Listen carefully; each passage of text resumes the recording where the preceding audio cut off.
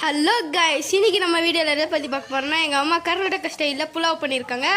இதோட ரெசிபி வந்து டிஸ்கிரிப்ஷனில் எங்கள் அம்மா போட்டிருப்பாங்க, வந்து பார்த்துக்கோங்க. இதோட டேஸ்ட் பார்க்கணுன்னா அட்டகாசமாக இருந்துச்சு. வீட்டில் ட்ரை பண்ணி பாருங்கள்.